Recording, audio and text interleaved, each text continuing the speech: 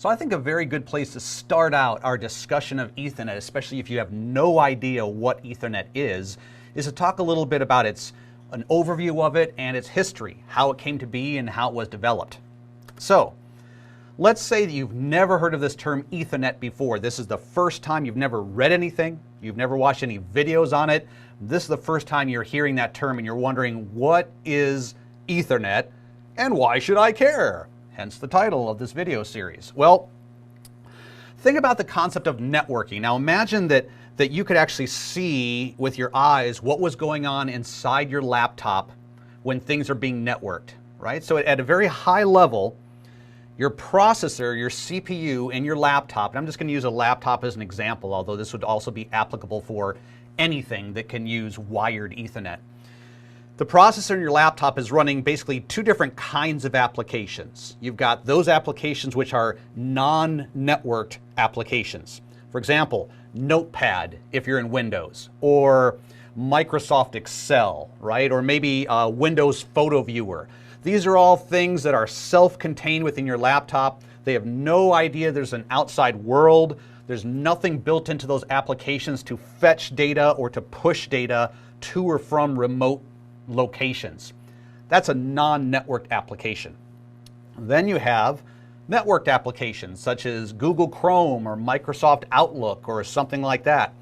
These are applications that within the program for that application, there's a component of the program that says, okay, to get this data, it's not here in my laptop. I have to go elsewhere. I have to go out to the network to fetch that data, or I have to push this data out of the network. So when you're using that type of an application, you're going to do something. You're going to click some button. You're going to select some drop-down menu, which is going to invoke that networking portion of that application. And so then that application is going to talk to your CPU and it's going to say, hey, CPU, I need this data. It's not located on me. Here's where it is. And it will probably provide like an IP address or a domain name or something like that to get that data. So at that level, networking is taking place where there's some interaction between the application and the CPU. The CPU then has to invoke another application like TCP or UDP, which will then spin off another application of IP. So it can take this data, format it inside of a TCP segment, put that inside of an IP packet. So now all that has happened inside of your laptop, right? Nothing has actually left your laptop yet. Now, to actually get onto the network, to get this data out of your laptop, two things have to occur. Number one, your laptop has to know, how do I physically connect to the outside world, right? With your laptop, you basically have three methods. You've got some sort of wired cable, and that's what we're going to be focusing on, is wired Ethernet, some sort of actual cable stuck in there. You could be doing Wi-Fi, or you could potentially even be doing Bluetooth. And there's probably one or two other options as well, but those are like the top three most popular ones. So in the case of Ethernet, Ethernet is a protocol where your laptop says, okay, in order to get the data that I want, or to push this data to somebody who needs it, I need to go out this cable. I know I'm connected to this cable. This cable's connected to this physical adapter that's connected to me. All right. So Ethernet involves some sort of physical layer. In other words, something physical you can touch and see to connect to the network, which is your cable. But in addition to that, any networking protocol that is in charge of pushing that data out, whether it be via a cable or Wi-Fi or whatever, the next thing it has to know is not only physically what it's going to use and where that physical device resides on the laptop or the tablet, it also has to know what are the rules for using that device. In other words, things like, okay, this particular cable, what are the rules for me using it? Can I send data whenever I want? Or is there some rule that says, okay, I have to wait a certain amount of time, make sure the cable's free, nobody else is using it, and then I can send my data. Other rules about, okay, once I start sending my bits, can I just do so in a continuous stream and just go and go and go and go for the next 30 minutes until I'm finally done? Or is there a rule that says every once in a while I have to stop so that somebody else can use that networking cable in addition to me? And all sorts of other rules as well. So that's also another component of Ethernet. Ethernet, if you actually read the specification, which is hundreds of pages long, not only would you read all sorts of things about cabling, like, how thick the wire should be, how long the wire can be. From an electricity perspective, how do we manipulate electricity to represent a 1 or a 0? How long do we make those electrical changes on the cable? That's all physical layer stuff, low-level stuff. But that same document would also provide you these rules about when can you use the cable, when must you stop, how do you know when somebody else is using it, and a whole bunch of other stuff. So all of that is built into Ethernet. So that's what we're going to talk about. Now, there's other protocols that do that as well. For example, when Ethernet came out, there was a competing technology at the time called Token Ring. Token Ring also used a cable. Token Ring also had its own special adapter, but the rules for accessing that cable, the rules for putting data on and off of it were very different than Ethernet. So Ethernet and Token Ring are both examples of protocols that are designed to say, how do I actually get to the outside world? What's the physical media, and how do I access that physical media? So Ethernet was originally developed by Xerox in 1973, and then they patented it in 1977. I'm going to go into a little bit more details of that in just a moment. So it's been around for quite a while. The first IEEE standard was published in 1985, so you can see there was a 12-year period from the time it was originally developed until the first IEEE standard was derived, and that was the IEEE 802.3 standard. And when people are talking about Ethernet, when they're throwing that term around, you might need to get some clarification, because there's Ethernet version 2, which is sort of the original flavor, and we'll look at that. And then there's the IEEE standard, 802.3. And they're very, very similar, but there are a couple of unique differences that may be relevant when it comes to troubleshooting things. And so you really should know what type of Ethernet somebody's talking about. And various cabling types and speeds are supported. Back when it was first developed in 1973, there was only one kind of cable that it used and only one kind of speed. But we're going to see here how it has definitely evolved over time. Okay, I found this fact a little interesting when I did my research, and I just thought I'd throw it in here for those of you who are like me and find this kind of stuff fascinating. So many of these protocols, these networking protocols and stuff we use today, were created because somebody saw something older and they thought, I can do better than that. I can use some of the same concepts in that older protocol and tweak them, revise them, and make it better and make my own thing. And that's the same way with Ethernet. So actually, there was a network before Ethernet called the Aloha Net. And Aloha, yes, Hawaii. It was developed at the University of Hawaii, and it became operational in 1971. And the purpose of this network, it was a radio network. It was like early Wi-Fi, before Wi-Fi even came out. A radio network for communicating among the Hawaiian Islands. Now, if you're kind of like me, Aloha is actually an acronym, believe it or not. It stood for the Additive Links Online Hawaii Area. That's right, Additive Links Online Hawaii Area Network. Kind of cool.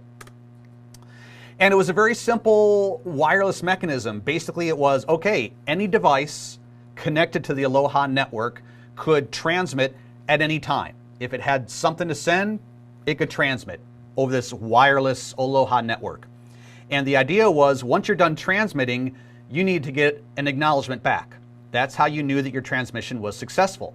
But because any device could transmit at any time, there was nothing preventing multiple devices from transmitting at the same time, and then their wireless signals would collide with each other, and then that electromagnetic, that RF, that radio frequency would become distorted, and those signals would be meaningless.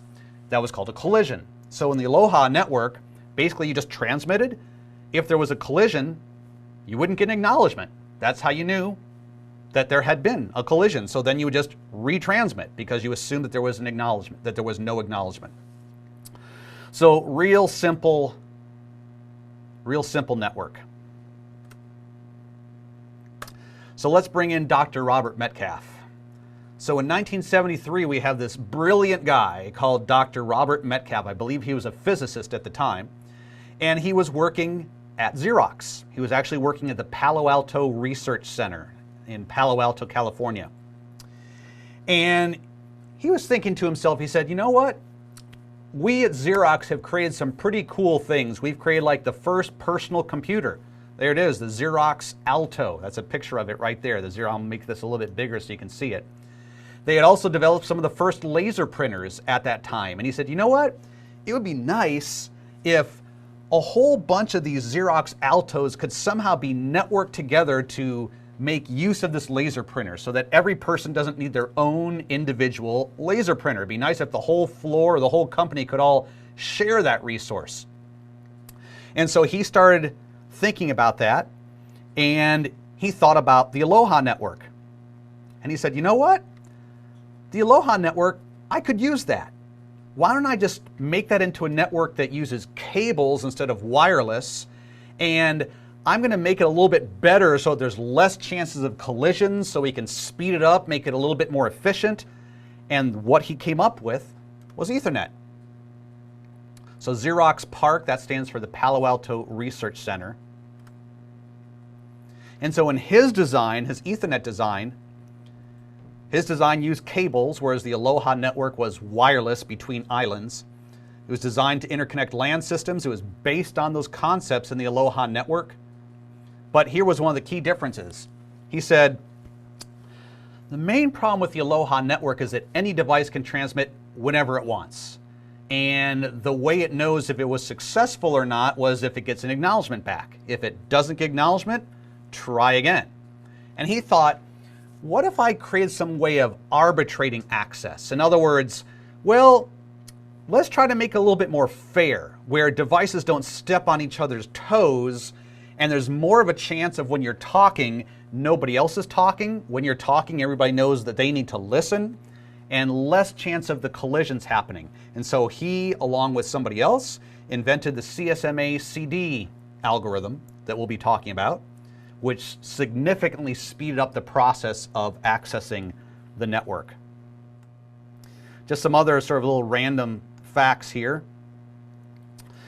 So when the original invention of Ethernet was tested at the Palo Alto Research Center, the cabling that it used at that time was not like the cabling of Ethernet today. It was this real thick, not so easy to bend sort of coaxial cable. And if you're not familiar with that term coaxial cable, just think about your cable TV, right? That real thick cable that you plug into the wall and you plug into the back of your cable box, that is coaxial cable. So something very similar to that, but even thicker, was used by Ethernet at the time. And the way they developed this was that in the Palo Alto Research Center, down every hall, there would be this long coaxial cable running down the hall, running up and down vertically through the floors of the building. And the idea was all of these Xerox Altos and these laser printers would be physically tapped into this cable. So you literally had one long stretch of copper wire that all these devices were tapped into. And then they were using CSMA-CD for access. One other thing I read, which is kind of interesting, is where did he come up with this term Ethernet? Where does the word ether comes from? It's actually kind of cool, the story behind that. So apparently back in the early 19th century, physicists were thinking about light. They were starting to explore with the idea of light, and they were trying to ask themselves, is light, is it matter or is it energy? Which one is it, matter or energy? And they were looking at the properties of light. If you've ever done any research in physics, you know that some of the properties of light and the way it behaves is it's sort of like a wave, sort of like matter. It has characteristics of matter. It also has characteristics of energy as well. So these physicists thought, okay, well, we've got the sun, which is, millions of miles away from the Earth. If it's matter that it's sending to us, matter can't go through a vacuum. Something has to carry matter. And so these 19th century physicists, they came up with this idea that there was some invisible substance surrounding all in space. So what we think of as space, they actually thought there's some invisible substance out there. They called the luminous, what do they call it here? The luminiferous ether. The luminiferous ether. And they said that invisible substance is what's actually carrying light from the sun to the earth. So they said here's some invisible passive medium which is carrying electromagnetic waves. And so Dr. Metcalf said, well, I've got this cable, I've got this substance which is passively just running all throughout the building, up and down, left and right. Anything can tap into this substance, this cable. This substance is carrying electromagnetic energy. It's sort of like the luminiferous ether. So he called it Ethernet, a network made out of ether. And that's where he came up with the term for that. So when Ethernet first came out back in the mid-1970s, when it was very first tested at the Palo Alto Research Center, it was at a whopping 2.94 megabits per second. Wow, super fast. Then, a little bit later, Xerox partnered up with Digital Equipment Corporation and Intel. And all three of them said, you know what, we like this technology. We're going to start using it, we're going to start, promoting it, and we're going to use it internally on all of our systems. So they created what's called the DICS Consortium, standing for Digital, Intel, and Xerox. And then they worked a little bit more on Ethernet, and then Ethernet version 2 came out. So they came out with Ethernet version 2, and that's when Ethernet was first at 10 megabits per second. So most of us, when we think about the slowest Ethernet has ever been, we think of 10 megabit per second Ethernet, which nobody uses anymore. But it's actually kind of interesting that when it was first tested, it was only 2.94 megabits per second. So here we're looking at like the late 1970s, 1970s, maybe 1980. And then, so what happened was Dr. Robert Metcalf left Xerox and he decided, hey, people are liking what I created here. They seem to really be liking this thing. I've got Digital and I've got Intel signed up. And he went and he created his own company called 3Com Corporation.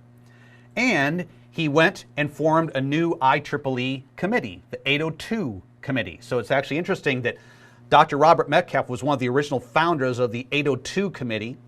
On that committee, they created the 802.3 working group, and the 802.3 working group formalized Ethernet as 802.3.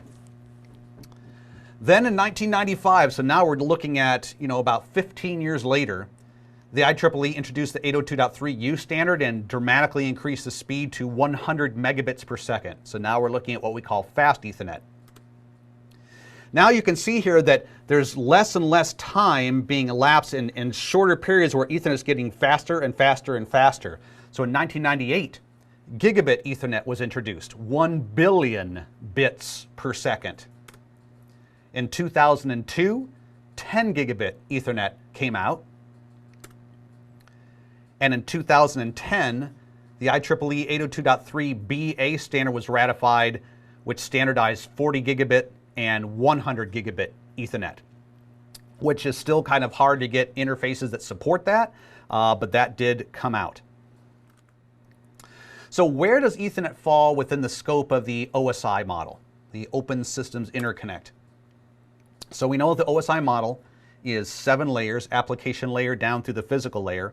So if you're actually to open up the 802.3 specification or the old Ethernet version 2 specification, one thing you would notice is it specifies the physical layer. Actually, these lines don't really quite add up a little bit, but that's all right. So, and the physical layer, they sort of divide that into 2 different sublayers. You've got media specifications, which is sort of like, okay, what's the NIC card going to look like? Is it made of plastic? Is it made of metal? How thick is the metal? Where's the plastic? How many pins are in there? How are we connecting this stuff together? So that would all be the media specifications. And then you have the physical signaling sublayer, which is in charge of things like, okay, how are we going to use electricity to specify a 1, specify a 0?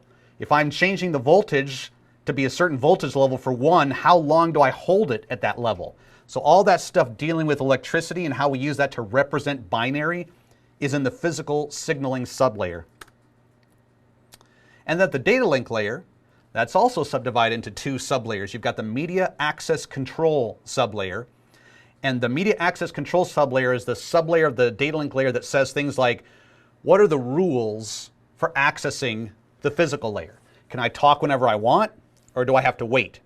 If I have to wait, how long do I wait? When I do start talking, how long can I start talking? How long can I start transmitting data until I have to stop? When data is coming in, how do I know if it's for me or for somebody else?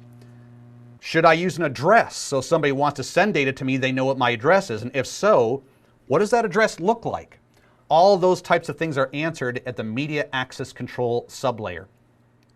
And then above that, you have the logical link control sublayer, which defines, okay, how do multiple things at layer 3, for example, IPv4, IPv6, AppleTalk, NetWare, all sorts of other stuff, how do they all make use of this layer 2 protocol? And how, when a layer 2 frame is coming in, how do we send it up to the appropriate layer 3 process that's running in the CPU? That's all defined at the logical link control sublayer. So as far as the Ethernet specification, as far as 802.3 is concerned, if you were to open up the 802.3 document, you would see that it specifies those things in blue there. So from media specifications all the way up to the media access control sublayer. It does not specify the logical link control sublayer. There was actually a different working group called the 802.2 working group. Remember, 802.3 was Ethernet, 802.2 was the logical link control sublayer. And they created a whole unique working group for that because they said, hey, what we come up with, we actually want that to be applicable across other layer 2 technologies. We'd like to come up with a way of how multiple things at layer 3 can access Ethernet, token ring, FDDI, and maybe other layer 2 technologies, not just Ethernet. So that's why it's separate. That's why it's in its own separate white box here. So that concludes this section on Ethernet history and overview. And in the next section, we'll be talking about carrier sense multiple access with collision detect.